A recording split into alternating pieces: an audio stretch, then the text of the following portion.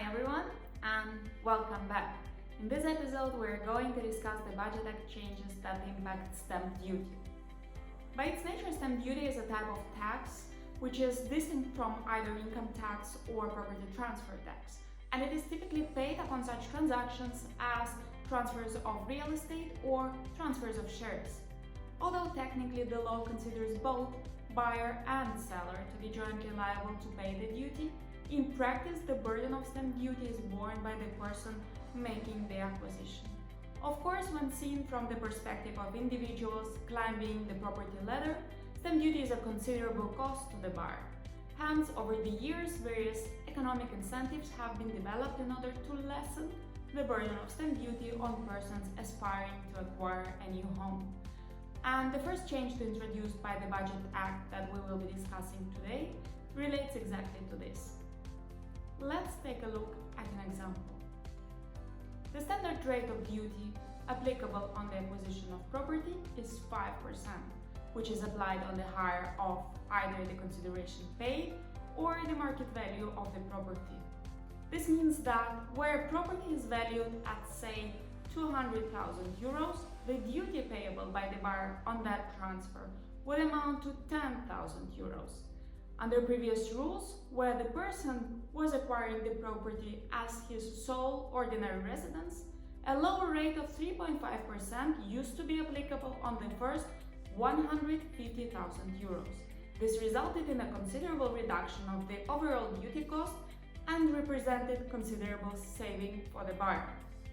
As from 15 October 2019, the reduced rate of 3.5% is applicable on a higher threshold, which is the first 175,000 euros. As a result, in our example, the overall duty cost is reduced even further, resulting in additional saving for the buyer. It is important to keep in mind that the measure that we are looking at right now is not the same as the first-time buyer scheme, which has similar eligibility criteria and thresholds. The second measure we are going to discuss today relates to transfers of shares, or as also referred to, marketable securities. The stamp duty concept here is quite similar. Transfers of certain marketable securities can trigger the levying of Malta stamp duty.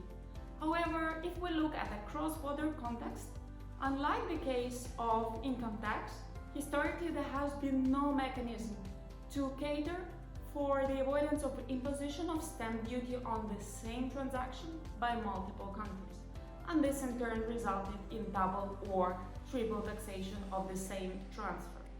By way of example, traditionally Malta stamp duty was chargeable on transfers of marketable securities in a foreign property company, which is a company whose value is driven by underlying real estate, in those situations when such transfer was made to or by any person resident in Malta.